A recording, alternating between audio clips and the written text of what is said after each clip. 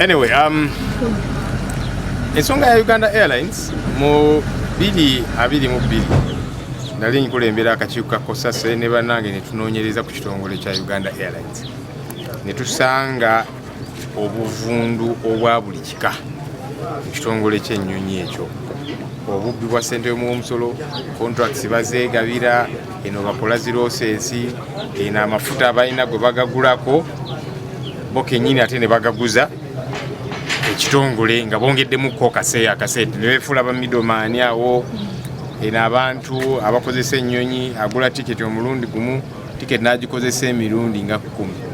Kati ziroosensi kwegaakafuyo nga kayitirivu.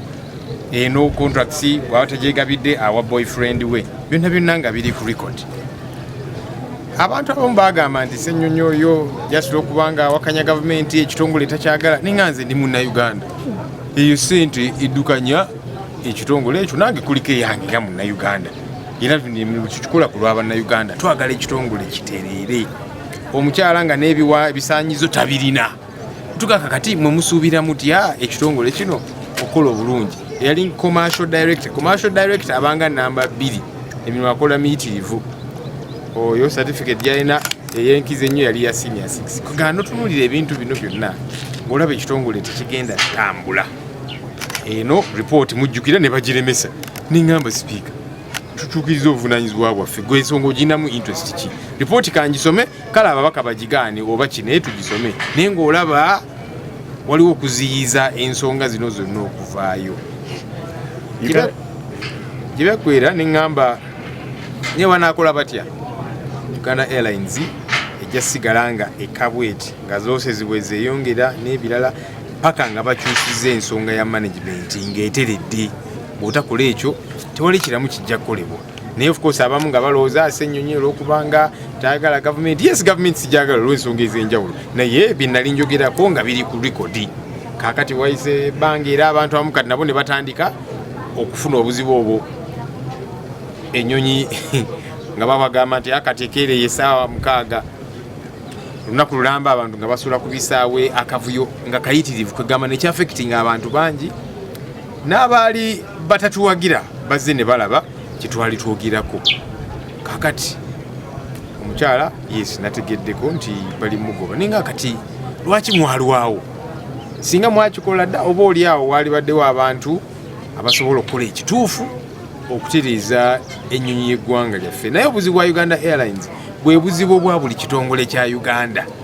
Bateekamu abantu baabwe atali qualified, atalina bisaanyizo, mwana wagundi ne bamuteekayo ebyokukola tabimanyi, wabba ssente y'omusolo tebajja kukwatibwako. Bannayuganda bwe boogerako nti mwe just mutuwalana n'ebirala. Kyovudde ebitongole bya gavumenti byonna ebisinga birina ebizibu bye bimu.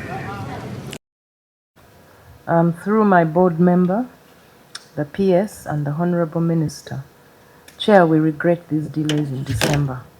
December was a terrible time for us at the airline and also for the country. Chair, you asked about our grounded aircraft.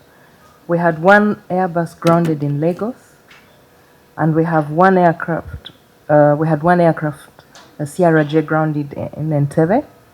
Chair, I'm pleased to announce that the aircraft in Lagos, that was in Lagos, returned and is back in service.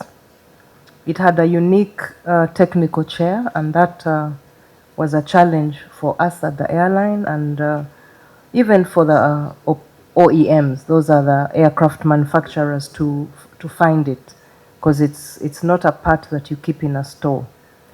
Chair, the aircraft, the Sierra J that was or is grounded in Entebbe, is waiting for an engine which is in the workshop, and this engine should be returning to Uganda in the mid of February. Chair, you talked about the delays. These were really because we were less by 2 aircraft. So that meant that we had to reschedule. It disrupted our timings, disrupted our passengers. Now, Chair, about communication to passengers, every time there's a change in the system, there's an automatic message that comes to a telephone number if you have given that telephone number. or if you have put an email, that message will come to you. In fact, we had passengers who would get as many as 3 messages in a day because the changes were happening based on how the aircraft were returning to Entebbe if they are delayed at another airport. The other challenge that we had with communication was some of the passengers had not given their contacts.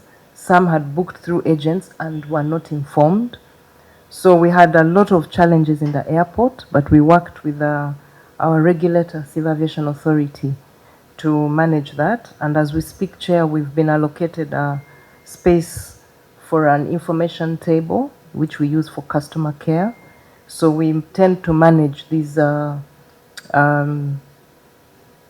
communication challenges at the airport.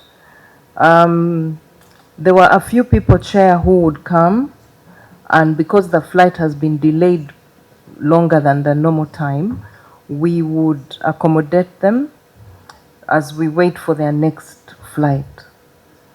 Thank you, Chair. Thank you. I think unless otherwise